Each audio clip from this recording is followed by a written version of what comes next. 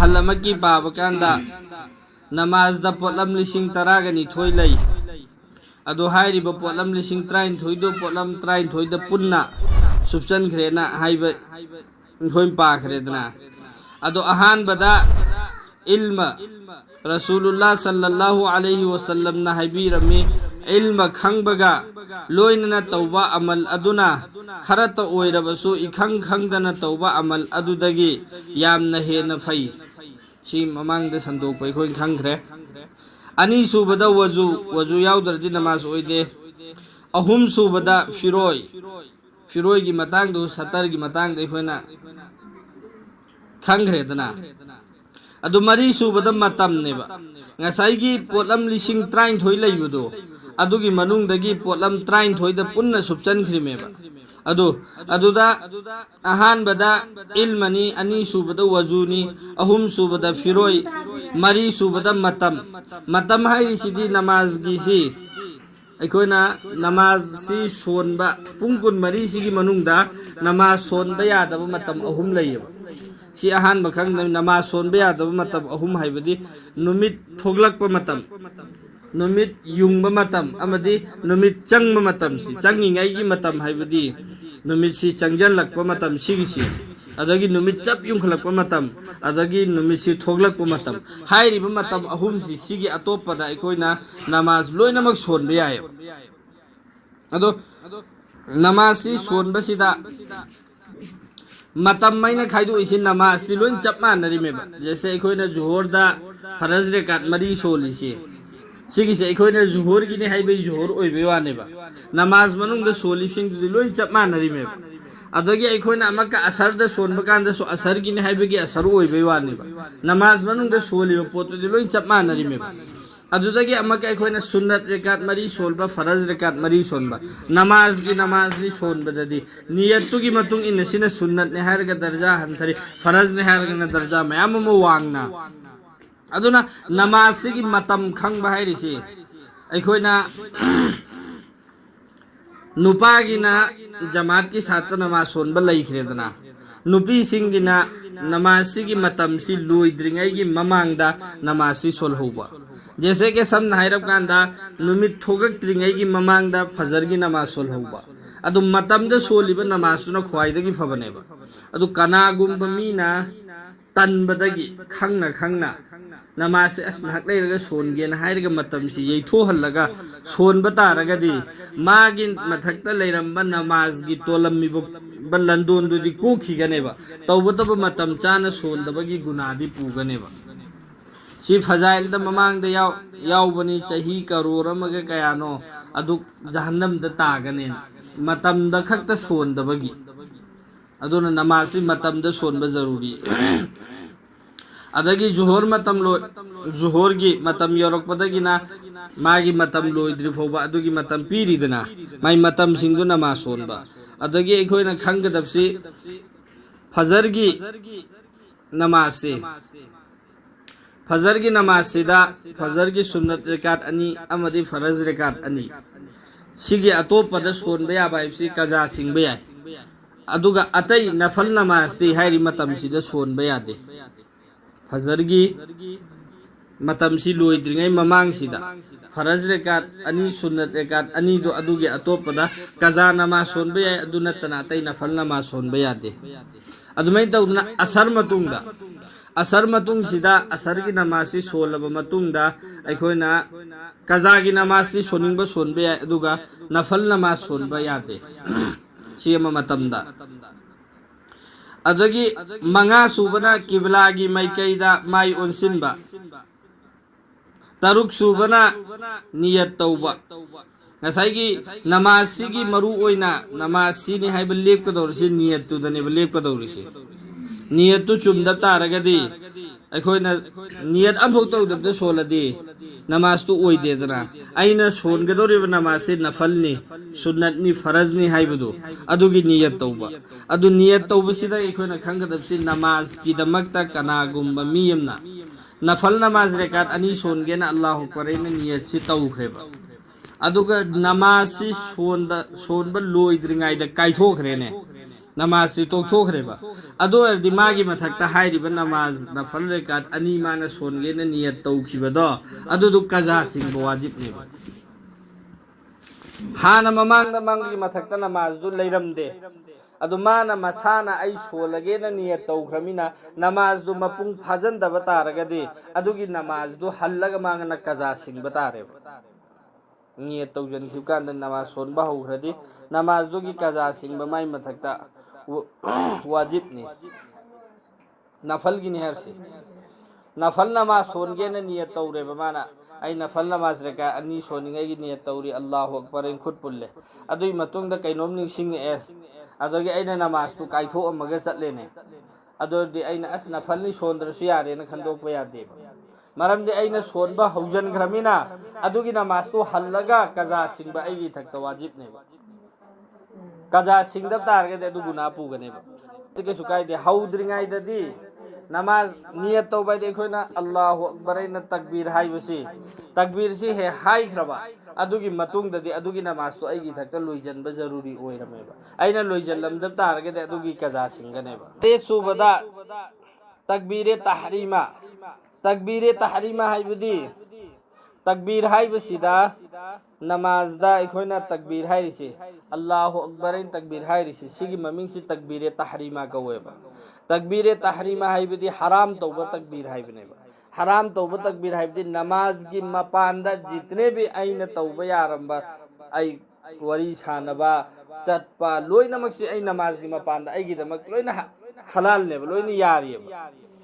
तौबदबो आइना अल्लाहु अकबर इन नियत लौखिबदैदि नमाज की मपानदा यारमिबा पोसिंगदु लोइन नमाज मनुंगदा हराम ओइरम चटपा याद्रे वरी सानबा याद्रे अदुदगी अखोइ नमाज की हालतुदगी ओंथो ओंजिन याद्रेबा अदुना तकबीरे तहरीमा हाइरिसि नियत सि लौखिबकांदा नमाज की ममांगदा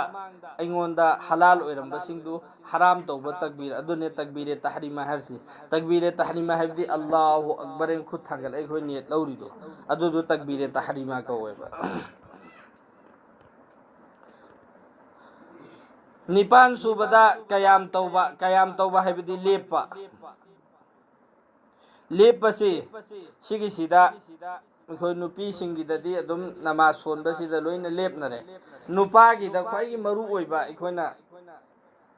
समना हाइरबदा नुपा सिंगी नमाज सोनबा इमामना किरा सोलगा नमाज से हौख्रेबा अदुई मतुंगदा इमामना रुकू चटख्रे इमाम सिना रुकू चटख्रबा सिदा अखोइ सि मस्जिदते योजिल्ले अदुगा प्रप चंगजलागा अल्लाहु अकबर इन नियत लौरगा अखोइ डायरेक्ट रुकूदा चटख्रेबा अल्लाह अकबर तुम नियत लौरगा अखोइना रुकूदा चटख्रे खुद पुलमद्रे खजिक फौबा अदोरदि हाइरिबा रकात तो आइगी नंगहौद्रेबा कोना लोइरबा मतुंगदा इमामना सलाम फिरेरा लेखटलगा अदुगी नमाज तुगी आइना कैदौगदमेबा ति नुपा सिंगिनी को हरसे अदो कैगिनो अदगी रुकू सि चत्तबिदा आइना अल्लाह अकबर नियत लौरगा खुदसि पुल्लगा सेकेल अमा खक्तंग लेपमेने अदोरदि ngसाइगी कयाम तौबा लेपाइन हाइरिदो लेपदो आइना लेपमेबा सेकेल अम तोरसु लेपमिदना अदुगा आइना रुकूदा चटलेबा अदोरदि आइ नमाज हुजिकी रकातु नंगबदा चनगनेबा अदो अयामबना मयाम मु उइयबा करेन मसित प्रब चजरने अल्लाह अकबर हाइरगा दुम रुकूदु फटलाउ चटखिबा खुद पुल्लगा लेपम बखोत अमता याउदबिदा सिगिसि मयाम माइना थेंगनबा यावेबा अदो सुगुम्बसि करिगिनो नमाज दु ओइ अदुगी रकातु नंगबा नत्रेबा अदो हल्लगसु अदुगी रकातु सोनदेबा अदु अदुमेन नमाज तांगी मेन दुम तौखिबा अदुदगी कयाम तौबा अदै कुरान शरीफ सोनबा कुरान शरीफ सोनबसि सिगिसि नमाज दा फरज नेबा किरात सोनबा हाइबिदो किरात सोनबसि फरज नि अदु किरात सिदा अलहम्दु शरीफ सोनबा अलहम्दु की साथ सुरा पाबा सिगिसिना अलहम्दु सोनबसि वाजिब नेबा अदगी सुरा पाबसिसु वाजिब अदो अनिसि पुंजल लगा किरात सि सोनबसिना फरज नेबा ओइरिसि नमाजता अदो कनागुम्बना नमाज सिदा खंगदबसि सुन्नत रकात मरी सोनबो ओइरे अदो अर्दि सुन्नत रकात मरी सि सोनबा कांददि रकात मरी मक्ता अलहम्दु की साथ सुरा पागनि अदगी फरज रकात मरी नत्रगा अहुम सोनबो ओइरे फरज नमाज सोनबा मतमसिददि अलहम्दु Solani aduga sura pabasi ahan bagi rekat ani sidadi alhamduga sura paganeba adagi aroi bagi rekat ani oiro amu oiro magrib kidana amani laise ato atai dana ani ado hairiba ani si sidana sirf alhamdu khakta son ganeba sura paroeba farasi son bakanda ado sunna son bakanda di mari makta sura paganeba ruku tauba sigi sida ngasai nupa singi namaz nang dabida chenjal aga ruku tauba si imam sina ruku Allahu akbar aina ruku si chakrene ruku sida chat khaba matungda kanna chenjal ani masi sida du Allahu akbar aina hairaga makhuchu pulam dabda hekta ruku sida mana ruku sida yau thrakpa ganda imam na sami Allahu liman hamida haikreba ado haikhra matungda sune imam na haikhra matungdu ado so ruku sida leiragane subhanallah subhan rabbiyal azim si anir ahum lag hairamaga hugula iye ado duga kona da rakatun nange nang khalliyeba halake rakatun nang manatreba imam duna sami Allahu liman hamida na hugalak pana han ki tardi aina kona ruku to horso aina ta hori do ado asal nateba imam na ruku gi halatta leiringai da aina ruku da nang hobudune barakat nang bhairisi aduna tabida Allahu akbar in hairga imamna sami Allahu liman hamida hai kharkan ai than khakta ruku ta horieba aduga namaz tu nangen dum sonjan basu yauri sikari gino khangdab dagine adu khangdamina adu thawaina namaz ki damaktane na matam su kai thoga la aba amadi namaz ki damaktane na wazu tawra aba namaz ki sharait khudi muloina pura tawraba adu dasu aigi khangdaba khajik khakna aigi namaz tu kharab oi hellimeba adunani ahan bada namaz gi potam singi manung da khwai ahan bada ilma ina hairam misi ilma khangba zaruri hairam misi adun aina namaz ki damak ta wazu su tawra aba namaz ki da changadam khoi su loina tawraga masjid ta na sulla ameba adu ai ilma khangdaba khaji khakna ai gi namaz to kai halli me adu huji hai gi do ayam man memam thieng nei ba Allahu akbar ina rukusi चट खरबा अदुगी मतुंग the इमाम न समी अल्लाहु लिमन हमीदा हायरकांदा चेंजल अगा अल्लाह पर नियत और मसा मथन त रुकू तौरमे अदुगा महौगले अदु सिगिसी इमाम सिना रुकू की हालत लैरिंगाय द अखोइना तस्बी अमतंग हाइब नंग होबगी चांग फंगगदी अदुगी रकात तो अइ नंगेन लौगने अदो तस्बी अम हाइब नंग दबदा अइना रुकू सिदा नोन थरकपगे इमाम न समी अल्लाहु लिमन हमीदा हाइ खिबतारगदी अदुगी रकात तो अइ नंगद्रमेबा adu si rakat nang daba adudagi ko na hugat laga na sonba sigi sidi nupi gi dadi thoktre nupa singi dadi rakat ani nang hodaba ahum nang hodaba mari mak nang hodraga su imam gi matung illaga ko na hugat laga sonba sig taraga ni thoi su bada aroi bada kaida fambasi pumnamak asigi marudi इखलास नि मधुगी मतुंगदा pollen तरानी थोय असि अहुम थोकना अमुक खाइदोकली हाइबदि सिगी ममांगदा यावख्रिबो खुदिंगमक्सि सिसिगी ख्वाइगी मरुदि करिन हाइकांदा इखलास नि इखलास हाइबदि नियत सेंगबदु थमोय सेंगबदु आइना तौरिबा अमलसि अल्लाह की दमकता तौरिबनी ना हाइरगा नियत सेंगबदु अदुनेबे इखलास हाइरसि मीना नमाज सोले हाई सनोना नत्रगना करिगुम्बा आइगी वखंदा अल्लाह ना गी हुकम नि अल्लाह गी दमकतना तौरिबनी हाइबसी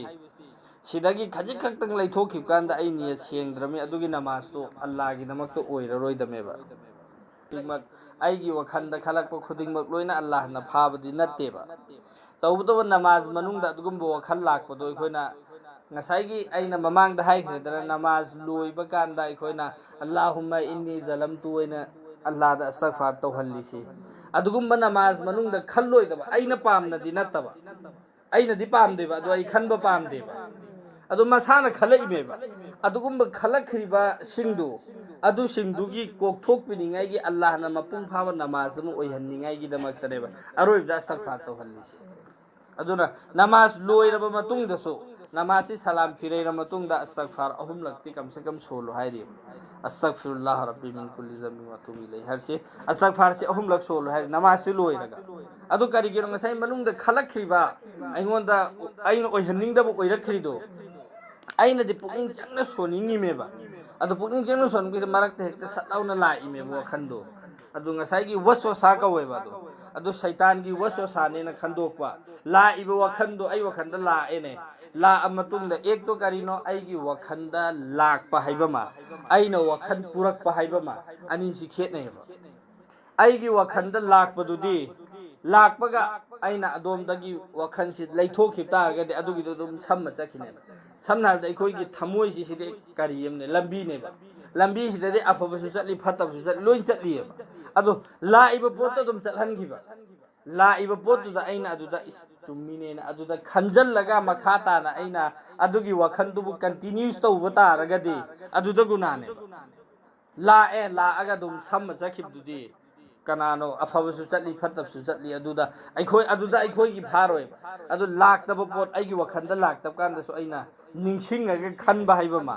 ꯃꯁꯥꯅ ꯈꯜꯂꯛꯄ ꯍꯥꯏꯕ ꯑꯃ ꯑꯗꯨ ꯃꯁꯥꯅ ꯈꯜꯂꯛꯄꯁꯤꯡꯗꯣ ꯑꯗꯨꯒꯤꯗꯨꯗꯤ ꯑꯗꯨꯝ ꯑꯩꯅ ꯈꯜꯂꯛꯄ ꯇꯥꯔꯁꯨ ꯉꯥꯏꯍꯥꯛꯇꯪ ꯑꯗꯣꯝꯗ ꯑꯩꯅ ꯋꯥꯈꯜ ꯊꯝꯖꯤꯜꯂꯨꯗ꯭ꯔꯗꯤ ꯑꯗꯨꯝ ꯁꯝꯃ ꯆꯠꯈ꯭ꯔꯅꯤ ꯑꯗꯨꯗ ꯀꯣꯏ ꯄꯀꯔ ꯂꯩꯔꯣꯏꯕ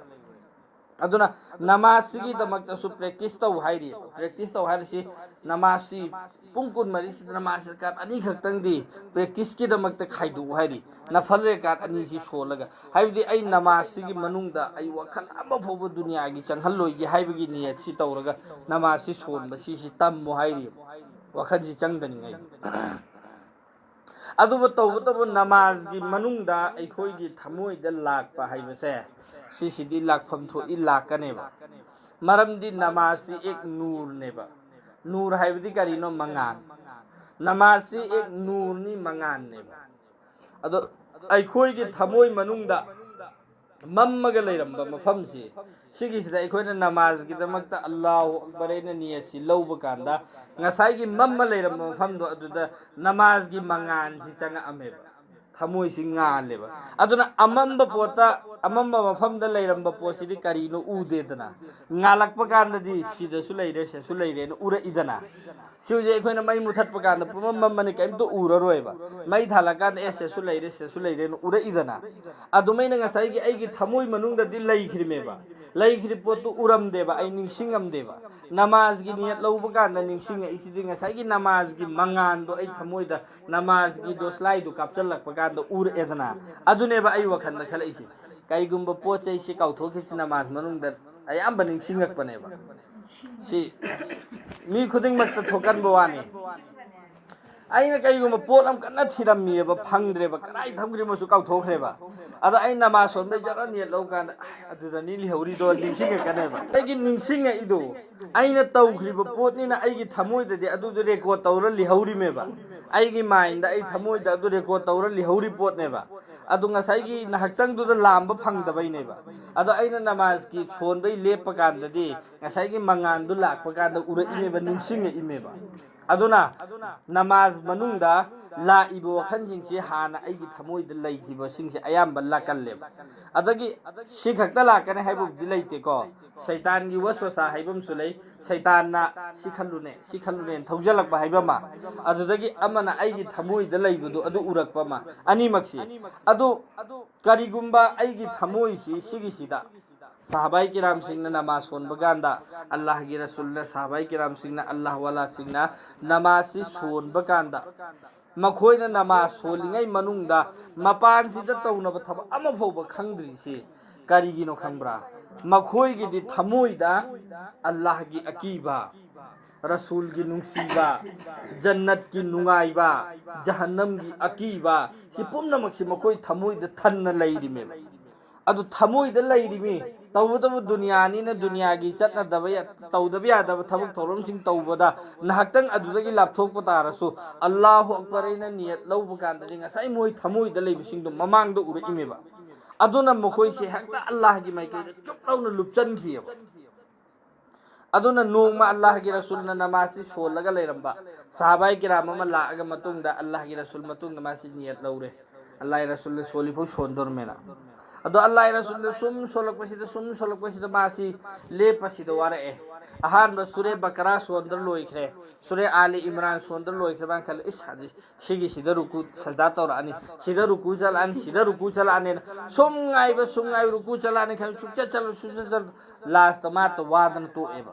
ꯑꯜꯂꯥꯍꯒꯤ ꯔꯁꯨꯜ ꯑꯗꯨꯝ ꯁꯣꯜꯂ ꯂꯩꯈꯤꯕ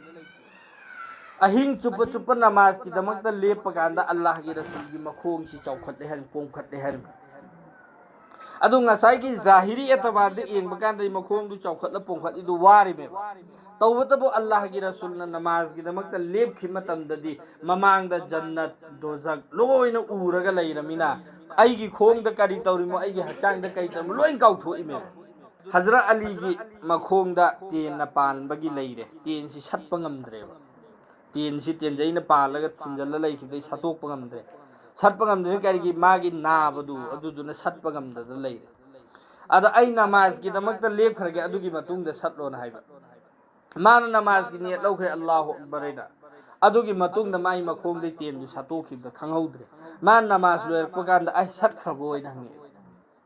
ꯅꯃꯥꯖꯒꯤ ꯃꯃꯥꯡ ꯅꯃꯥꯖꯒꯤ ꯃꯄꯥꯟꯗ ꯂꯩꯔꯤꯉꯩꯒꯤ ꯃꯇꯝꯗ ꯃꯥꯏ ꯃꯈꯣꯡꯗꯩ ꯇꯦꯟꯗꯨ ꯈꯤꯇꯪ ꯆꯤꯡꯕ ꯀꯥꯟꯗ ꯅꯥꯕꯗꯨꯅ ꯈꯥꯡꯕ ꯉꯝꯗꯅ ꯁꯠꯄ ꯉꯝꯃꯝꯗꯕꯗꯣ ꯅꯃꯥꯖꯒꯤ ꯂꯦꯞꯈꯤꯕ ꯀꯥꯟꯗ ꯈꯪꯍꯧꯗ꯭ꯔꯤꯃꯦꯕ ꯁꯠꯈꯤꯕꯗꯣ ꯑꯗꯨ ꯑꯗꯨꯛꯀꯤ ꯃꯇꯤꯛ ꯂꯨꯞꯆꯟꯈꯤꯕꯗꯣ ꯃꯔꯝꯗꯤ ꯃꯈꯣꯏꯒꯤ ꯊꯃꯣꯏꯗ ꯖꯟꯅꯠ ꯗꯣꯖꯛ ꯑꯜꯂꯥꯍꯒꯤ ꯑꯀꯤꯕ ꯂꯣꯏꯅꯃꯛꯇꯨ ꯂꯩꯕꯅꯤꯅ ꯅꯤꯌꯠ ꯂꯧꯈꯤꯕ ꯉꯁꯥꯏꯒꯤ ꯅꯃꯥꯖꯒꯤ ꯃꯉꯥꯟꯗꯨ ꯇꯥꯕ ꯀꯥꯟꯗ ꯃꯐꯝꯗꯨꯗ ꯂꯩꯔꯤꯁꯤꯡꯗꯨ ꯑꯗꯨꯗ ꯇꯥꯎꯔꯒ ꯂꯩꯈꯤꯃꯦꯕ ꯑꯗꯣ ꯑꯩꯈꯣꯏꯅ ꯅꯃꯥꯖꯒꯤ ꯅꯤꯌꯠ ꯂꯧꯕ ꯀꯥꯟꯗ ꯗꯨꯅꯤꯌꯥꯒꯤ ꯄꯣꯠ ꯆꯩ ꯅꯤꯡꯁꯤꯡꯉꯛꯏꯕ ꯗꯨꯅꯤꯌꯥꯒꯤ ꯁꯥꯔꯦ ꯄꯣꯠ ꯑꯃꯈꯣꯏ ꯂꯣꯏ ꯅꯤꯡꯁꯤꯡꯉꯛꯏꯁꯤ ꯀꯔꯤꯒꯤꯅꯣ ꯑꯩꯈꯣꯏꯒꯤ ꯊꯃꯣꯏꯗ ꯀꯔꯤ ꯗꯨꯅꯤꯌꯥꯒꯤ ꯊꯕꯛ ꯊꯧꯔꯝ ꯗꯨꯅꯤꯌꯥꯒꯤ ꯑꯄꯥꯝꯕ ꯁꯤ ꯉꯥꯛꯇ ꯉꯥꯏꯔ ꯂꯩꯕꯅꯤꯅ ꯅꯤꯌꯠ ꯂꯧꯕ ꯀꯥꯟꯗ ꯑꯗꯨ ꯑꯗꯨꯝ ꯅꯤꯡꯁꯤꯡꯉꯛꯄꯩ ꯋꯥꯅꯦꯕ ꯑꯍꯥꯟꯕꯗ ꯑꯩꯈꯣꯏꯒꯤ ꯊꯃꯣꯏꯗ ꯗꯨꯅꯤꯌꯥꯒꯤ ꯇꯧꯗꯕ ꯌꯥꯗꯕ ꯊꯕꯛ ꯊꯧꯔꯝꯁꯤꯡ ꯇꯧꯔꯁꯨ ꯑꯩꯈꯣꯏꯒꯤ ꯊꯃꯣꯏꯗꯗꯤ ꯑꯜꯂꯥꯍꯒꯤ ꯑꯀꯤꯕ ꯖꯟꯅꯠꯀꯤ ꯑꯄꯥꯝꯕ ꯖꯍꯟꯅꯝꯗꯒꯤ ꯀꯤꯕ ꯔꯁꯨꯜꯒꯤ ꯅꯨꯡꯁꯤꯕ ꯁꯤ ꯑꯩꯈꯣꯏ ꯊꯃꯣꯏꯗ ꯊꯟꯅ ꯍꯥꯞꯆꯜꯂꯒ ꯁꯤꯗ ꯑꯩꯈꯣꯏ ꯂꯩꯕ ꯇꯥꯔꯒꯗꯤ ꯑꯩꯈꯣꯏꯅꯁꯨ ꯅꯃꯥꯖ ꯁꯣꯟꯕ ꯀꯥꯟꯗ ꯉꯁꯥꯏꯒꯤ ꯁꯥꯍꯥꯕꯥꯏ ꯀꯤꯔꯥꯝꯁꯤꯡꯅ ꯅꯃꯥꯖ ꯃꯄꯥꯟꯗ ꯇꯧꯕ ꯑꯝꯇ ꯈꯪꯍꯧꯗꯕꯗꯣ ꯑꯗꯨꯃꯥꯏꯅ ꯑꯩꯈꯣꯏꯁꯨ ꯈꯪꯉꯣꯏꯗꯕꯅꯦꯕ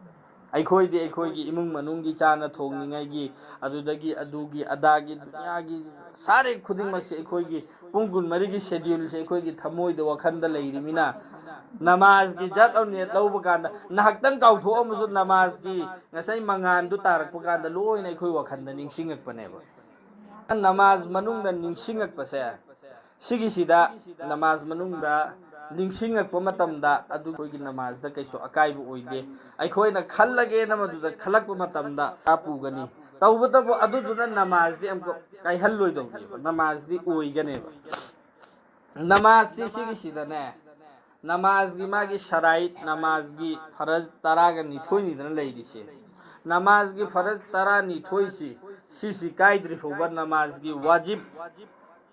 कुनसी सिगिसी कायद्री फौदी सिगी मनुंगदा आइना नमाज सी सोनबा तारबदी आइगी नमाज सी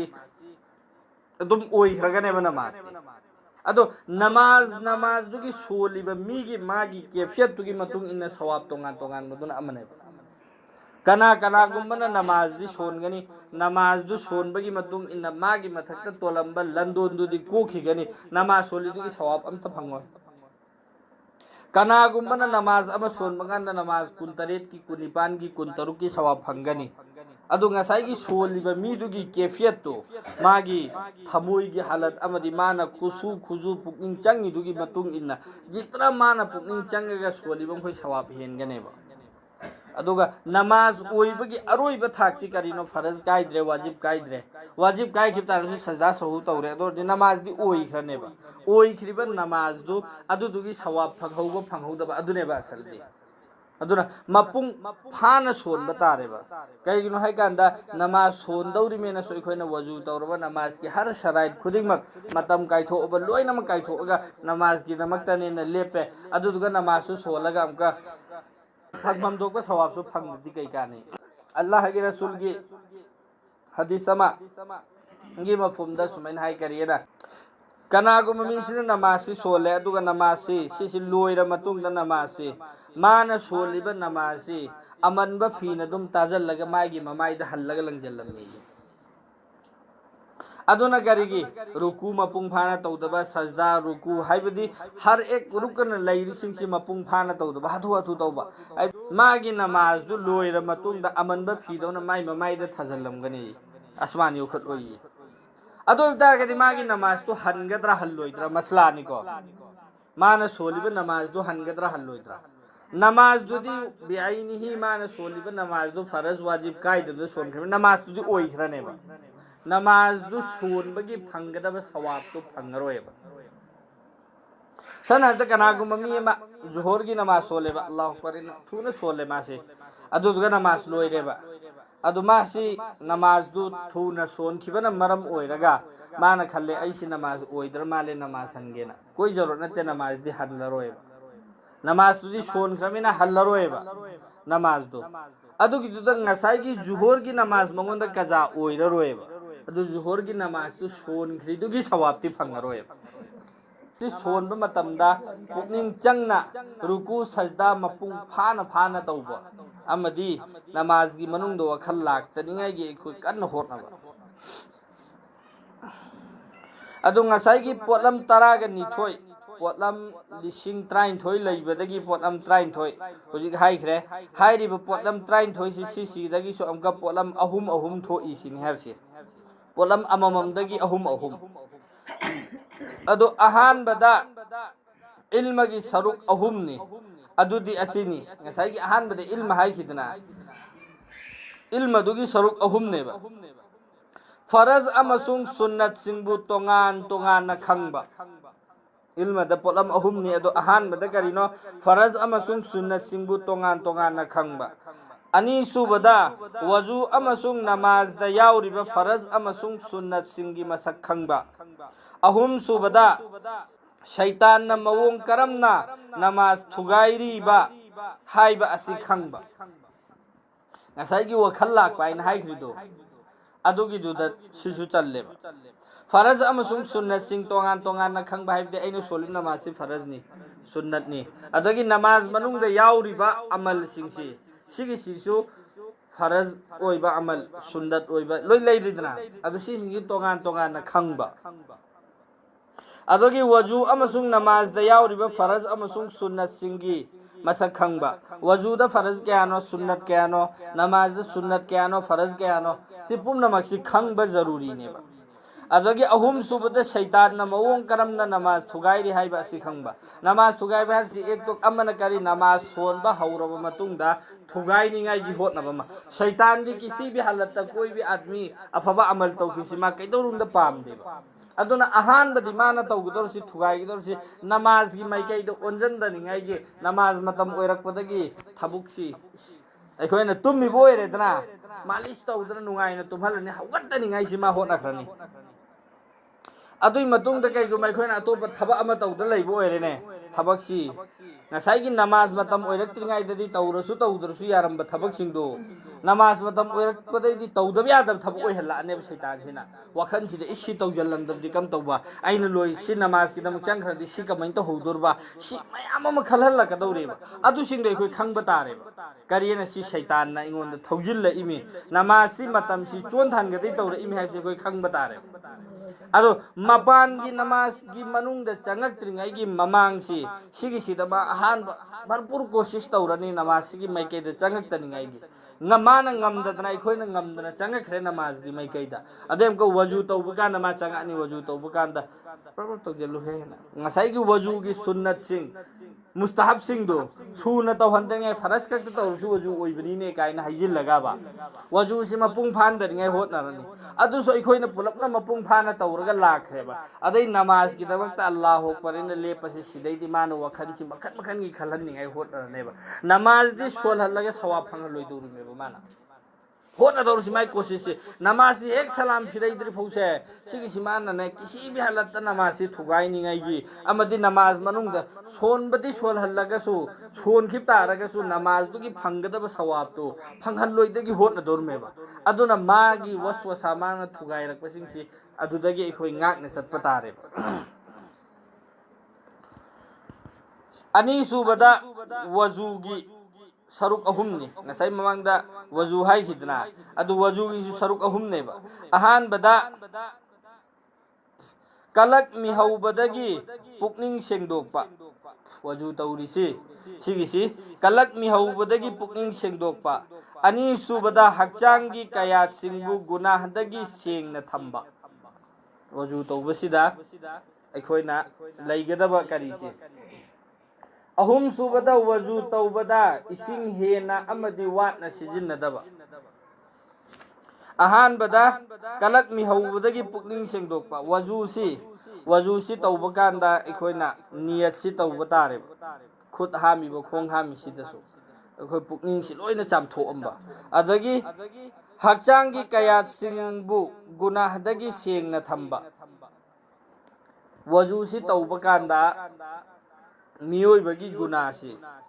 ꯃꯥꯏ ꯇꯥꯕ ꯀꯥꯟꯗ ꯃꯥꯏꯅ ꯇꯧꯈꯤꯕ ꯆꯤꯟ ꯇꯦꯡꯕꯗ ꯆꯤꯟꯅ ꯇꯧꯈꯤꯕ ꯅꯥꯇꯣꯟ ꯇꯦꯡꯕꯗ ꯅꯥꯇꯣꯟꯅ ꯇꯧꯈꯤꯕ ꯈꯨꯠ ꯍꯥꯝꯕꯗ ꯈꯨꯠꯅ ꯇꯧꯈꯤꯕ ꯒꯨꯅꯥꯁꯤ ꯁꯤꯒꯤꯁꯤ ꯆꯥꯝꯊꯩ ꯋꯖꯨꯁꯤ ꯇꯧꯕ ꯀꯥꯟꯗ ꯒꯨꯅꯥꯁꯤ ꯗꯥꯏꯔꯦꯛ ꯆꯥꯝꯊꯣꯛꯏꯃꯤ ꯑꯗꯨ ꯋꯖꯨꯁꯤ ꯂꯣꯏꯕ ꯀꯥꯟꯗ ꯍꯥꯏꯔꯤꯕ ꯒꯨꯅꯥꯁꯤꯡꯁꯤ ꯀꯣꯛꯊꯣꯛꯄꯤꯔꯤꯃꯦꯕ ꯑꯜꯂꯥꯍꯅ ꯑꯗꯨ ꯉꯁꯥꯏꯒꯤ ꯑꯩꯈꯣꯏꯒꯤ ꯏꯃꯥꯝ ꯑꯕꯨ ꯍꯅꯤꯐꯥ ꯑꯩꯈꯣꯏ ꯆꯠꯂꯤꯁꯤ ꯏꯃꯥꯝ ꯑꯕꯨ ꯍꯅꯤꯐꯥꯒꯤ ꯃꯁꯂꯛꯅꯤ ꯑꯗꯨ ꯏꯃꯥꯝ ꯑꯕꯨ ꯍꯅꯤꯐꯥꯁꯤ मासी वजू तौब कांदा वजूगी इसिंगसी तारकप कांदा मीसिगी कनागुम मीमन वजू तौरेने अदु वजूगी इसिंगसी तारकप कांदा मागी वजूगी इसिंगसिना चांथोर इसी करम गुनानो इसिमा उरम्मी मासी जिना तौरुबै गुनानी मागी वजूगी इसिंग असि चामा इसिंग दु तारकप कांदा ngसाइगी गुनागी मचुमदु गुना तारकपदु मासी ममितन उई इमाम अबू हनीफा अदुना ngसाइगी वजूगी तौबगी इखोगी इसिंगसी सिगी मसलासी सिना करिनो हाय कांदा वजू तौब कांदा वजू तौबगा इखोना खुद हमकप कांदा खोंग हमकप कांदा वजू तौब कांदा तारइबे इसिंगसी सेंगब्रा सेंगदब्रा इसिंगसी सेंगेबा तौबतबो हायरिबे इसिंगसी सिजिन्नबा यादे इसिंगसी मा मसादी सेंगनेबा अदुगा हायरिबे इसिंगसिना करिगुंबा पोट अमा चामगा सेंगहनबा ngamदेबा अदु सिगिसे इखोय करि ताहिर दी ओयेबा मुताहिर नहीं मुताहिर हायबदी सेंगहनबदो समना हायगंदा इखोयना इसिंग बाल्टिनदगी इसिंग कल्ले अदुदुगा हायरिबे इसिंगदुना वजू तौरिमेबा नद्रने अदु कनागुंबा मीयमना तप अमदो वजू तौजल्लमेबा वजू तौबगी इसिंगसि लैरेबा हायरिबे इसिंगसिना अमका हल्लगा अइना वजू तौकांदा अइगी वजू ओइरोयेबा अदु हायरिबे इसिंगदो अइगी फीदा चोंखिकांददि फीदु मांगोयेबा ज्ञान ताब्रा हरसी हायरिबे इसिंगदुना अइगी फीदा चोंखरेबा नत्रगा अइंगोंदा अइगी हचांगदा चोंखरेबा अइ हचांग मांगोयेबा सेंगनेबा कैसु कायदेबा अदुदुगा हायरिबे इसिंगदु अमका अइना सोगतलगा बोंदनादा तौरो वजू तौरेबा अइ वजू ओइरोयेबा अदुना हायबे इसिंगदु मसादी सेंगे अदुगा इसिंगदुना अतोप पोटलमदि सेंगहनबा ngamdreba अखोइन अमतंग वजू तौबदा सिनखिबसे सिगिसी अखोइगी मसलानी अदो इमाम अबू हनीफा मागी मसलकता अहानबदा माना फतवा पिरमिसी करियना वजूगिदगी तारकबा इसिंगसी सिगिसी सेंगदि सिनि मा हैरमिसी करिगिनो सेंगदेन हैरमिसी अहानबदा मागी ममितना उरम्बदो ngसाइगी गुना तारकप गुना चामगा लाकपदु उबनिना इसिंगदु माइ ममित मोटना उइयेबा गुनागा पुंजनना उइयेबा अदुना माना इसिंगसी सेंगदेना फतवा पिरम्मे अदा अहान सिगिसी अतुंग सुम उरकपदगिदि मीसी वजू तौबसिंगसी उबगा अदुम खंगे मासी सिगुनासी तौब मीनी माना सिगुना तौब मीनी माना सिगुना तौब मीनी सि लोइन खंगा अबा अदुना मीसिंगसिगी फत्ता माइ वखंदा लाकदराइना कीदरा माना अल्लाहदा दुआ तौरे अल्लाह सि अइंगोंदु उहनबिरनो अइ पामद्रे माना अल्लाहदा दुआ तौरे अदुगी मतुंगदगी माइ ममित उद्रेदना उदबदैदि ngसाइगी वजूगिदा तारकपा इसिंगसि सेंगदेना फतवा पिरम्बदो ngसाइगी गुना याउना तारकपदु उदबदैदि सेंगना उरेदना अदुदे अमका इसिंगदि सेंगी तौदब हायरिबे इसिंगसिना पोजै सेंगहनबा ngamदेना हाय अदु नत्रदि अखोइना वजू तौब कांदा फीरोन चोत्रने खरादि अदुम चोटपनेबा अदु लोइना होंदोकनगद्रो मास इसिंगसि अदु माना पोट अतोप सेंगहनबा ngamदे हायबिगी वाने अदु वजू तौब कांदा गुना हचांगी कया सिंगसिदगी गुनासी चामथोइमेबा अदु वजू तौबदा नमाज सोनबदा हर एक खुदिंगमक्ता जहादा गुना कोकपगी वाला इसिंगसि सिसि गुना हे सगीरानेबा गुना है सगीरा है गुना मचा अपिक सिंगसी सिंगसीदी कोएबा तौबतबु गुना है कबीरा अचौब गुना दे जब तक के तोबा तौद्रिफो भाई गुना सि कोक्तेबा अदुना वजू तौब कांदसो हचांगी कया सिंगसी सेंगना थमनिंगाइगी नियत तौबा अमदि अदुम अखोइसी यारिबम खोय वजूगी हालत लैनिंगाइगी होतनबा वजूगी हालत लेरदे अदुम सवाब फंगे मियोय बसी वजूगी हालत लेरदे अदुम सवाब फंगने मसासे अदुगी हालत सीब तारे इंशाअल्लाह अल्लाह न मागी दमकता अफबो ओहनगने वजूगी हालत लेबस अदुना वजू सी काय खिबगा नमाज मतम ओइगेरो ओइरोइरा वजू तौथोअगा वजूगी हालत लेनिंगाई गी होतनबा अदुम पुगमन मरी काय खिबगा दुम वजू तो सिगे हैनबी थमसेबे इंशाअल्लाह अदुम माना अमा थबा अम तौरसु सवाबते अदुम फंगने वजूगी हालत लेनिंगा वजूगी हालत लेनिंगाई गी होतनबा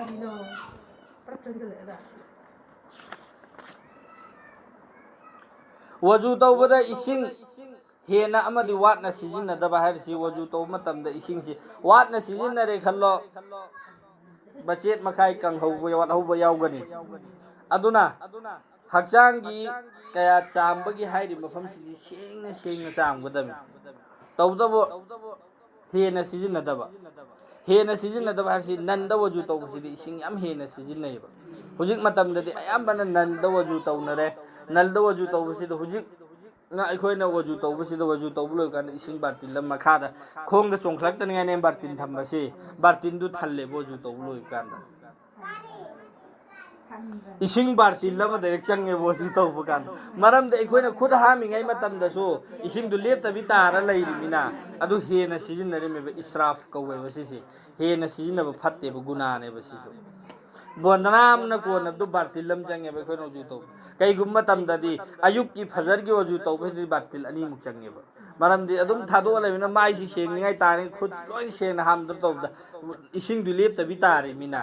अदुमना वजू तौ मतमदा यारिबम खोय इसिंग सि हेना सि नलदा तौबा तारसु समना हाबदा आइगी बोंदनागी इसिंग लौबदो दुबैना नल सि थादो आइगी खुदता खुजोकते इसिंग दु लौरे मन तौजनबेरमो आइगी चामगदबा हक्चांगी पार्टु चामो लोयरगा मुक थादोअगा मुक लौरो अमक थिंजल्लो यारिदना सिसु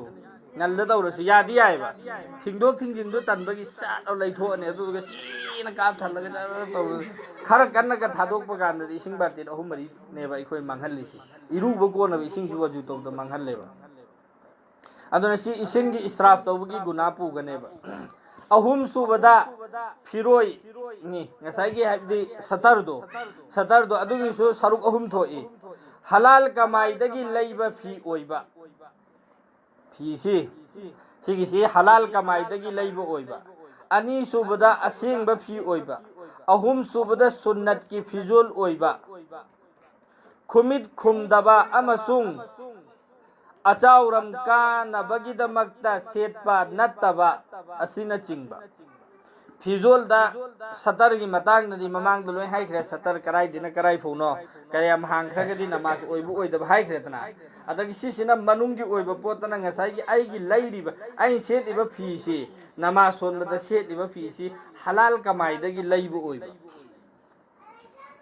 हलाल कमाई हैबिदी हराम की पैसाना लैबा फी ओइब्रा ओइदबरा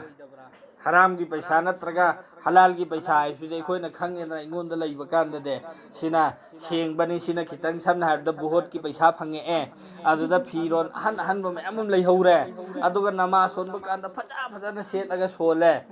अतु तौगनु सिनि हारिसि हलाल कमाई हैबिदी इसागी असेंगबा ललदगी लैबा ओइगदबा नमाज ता सेटबा फी सुमदसु हराम की दगी ओइबा फी सिदि सिसे सेट ओइदमे दो खास करके नमाज दा अनि सुबदा असेंगबा फी ओइबा अहुम सुबदा सुन्नत की फिजुल ओइबा सुन्नत की फिजुल ओइबसी आइना ममांगदा हाना नहनगिदा हाइदना कनागुम्बा मीना सतरसी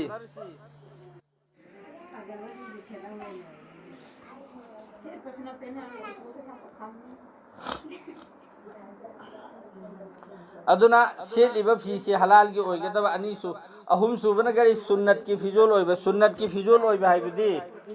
ngसाइगी नमाज दी ओइगनेबा ngसाइगी आइना ममांगदा स्वाइ खरेदना अखोइना सतर कुखरे फी अमखक्ता ओइरेबा अखोइदा समना हाबदा फी अमखक्तनी अदुना कोकसु कुपे लोइना हचांग पुनो कुपचनखरेबा अदुबा अखोइना नमाज सी सोलेबा आई नमाज दी ओइगनेबा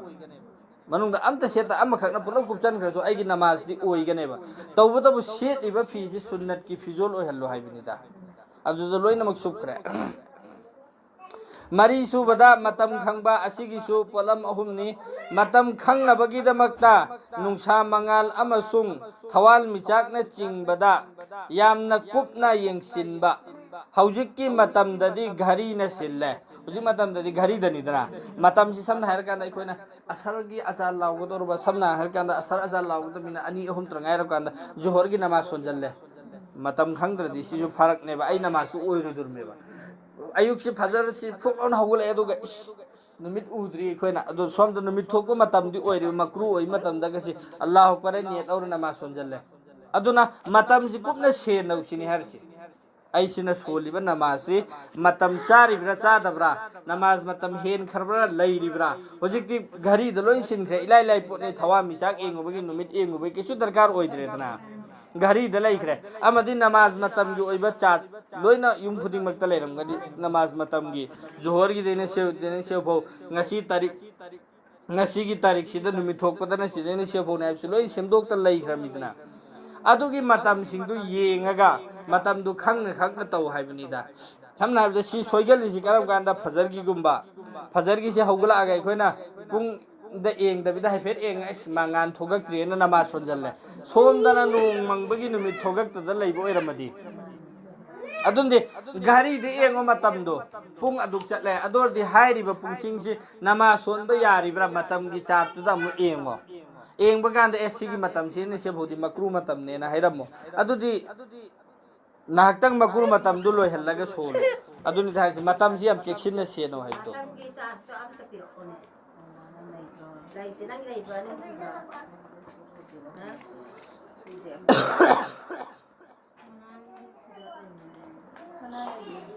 aida hu yon bane amda dum phang bane de hekta ani subada azan gi wakhal thamba hai risi sigi sida azan laura aba matungda nupi sing yumda sonba sidi matam oirakpaga sonba yare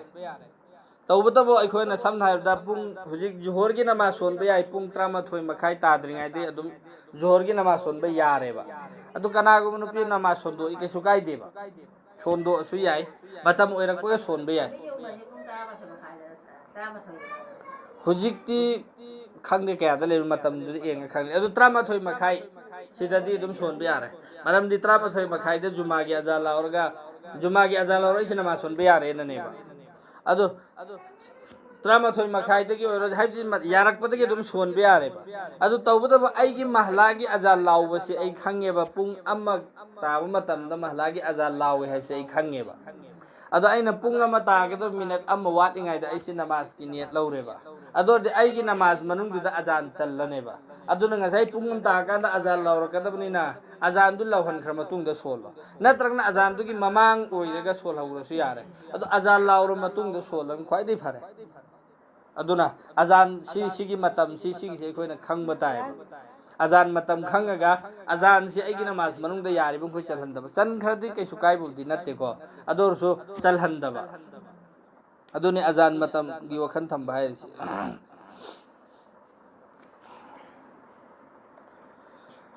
ahum subada namaz matam nan thokhi danaba matam khuding da pukning wakhal thamba namaz matam si nan thok ta ningai gi pukning wakhal thamba ina tongan nan hairi ise sigi kanaba poinam leiba kanagumba mina namaz matam si senaraga leire namaz matam si samna habda johor gi matam loi khai johor gi namaz son khre ko ai gi wakhanda asar namaz son dor mi haibsi ge tum leire ai thaba tai su tauri ai wakhanda ai asar namaz matam ngai mena leire matam si ngai raga leiba taradi sawab batik phange ba namaz matam ngai bese aduna namaz matam si thawai hakchang yauna senaraga leiba harsi mamang da swai khre matam cheksina sena oi sida chan gra meba tongana na si haire isi kari gino ngasai gi matam sena badu samna habda asar matam si kya mwat imo asar matam si kya mwat imo nahak le te sum ai wakhan da tham badu si wakhan si da tham bagi sawab tongana phange ba aduna matam si kup thana sena usini harsi manga subada kibla gi maikai da mai onsinba asigi su saruk ahumni Hakchangna kiblagi maikaida adu hakchangna kiblagi maikai aduda onsinba. Pukningna Allahgi maikaida onsinba. Maramdi pukningi kabadi Allah ni. Ahum subada mapu mahaki maikaida onsin pham thokpa niyam aduda chapchana onsinba. Ngasaigi kiblagi maikaida onba hairisi sigi sida aikhoigi hakchang di mai kibla onba hairisi mai khakta kibla olaga yabrane hakchang masa pumnamak kibla da onba duneba ada aikhoigi hakchang sina kiblagi maikaida onsinba aduduga aikhoigi pukning sigi sina Allah gi maikaida onsillusin pukning aikhoigi pukning gi kibla di karino Allah ne aduna pukning na Allah gi maikaida hakchang na kibla gi maikaida olu haibne aduduni hairise mapu mahaki maikaida onsin pham thokpa niyam aduda chapchana onsin ba haibidi Allah gi maikaida jesa aikhoina namaz si lawba matamda niyat lawba ganda Allahu akbar ina khut thangatlisi sisi khut si thangat khipsida ngasaigi aikhoigi duniya gi thabak thauram khuding maksi sisi aikoi tungda tharamme hairime Allahu akbar in khut thangat khipsida aikhoina duniya gi tawrami khuding ma aikoi loina tungda tharamme Allah gi maikaida onjanjare hairime aigi ishara na loina maknadi tawriyeba aigi wakhanna di somda ai si loibaga adugi du tawba ina khalliyeba namasi loirakpaga adu mathangi thabaktu namaz manung gi dum khandawrimeba adu oihanganu sini harsi जिस तरह अल्लाह की मैकई ओनसन खिप्तार दे लई एखोइना खुद थांगत पकान अल्लाहु अकबर ने एखोइ दुनिया की थबम कोइ लोइना तुंगद थरमे अल्लाह की मैकई दे चंगजनजरे एना हाइरिमे अदु चंगजनजरे हरसि आइगी इशारा ना आइगी वहाई नदी लोइना मकनदी उतलिएबको अल्लाह ने एंगिदे आइगी इशारा वहाई पुनौतु नत्तेबा आइगी पुकनिंग दुनेबा अल्लाह ने एंगिदे असल अल्लाह की एंगक फमदो अदु दुना एखोइना अतोपो ओंथो अथंबा अदुगा हकचांगी काट पया काट अंखोइना ओंजनबा हकचांग की सिजु ओंजन गदमी तौबतबो असल ओंजन फम थोकपा पुकनिंग दो अदुसु अल्लाह की मैकेदे चपचानो ओंसिलु सिनि धारिसे सिरि सांगदौरिसि मथंगना मथंगिदा तौरसि इंशाअल्लाह।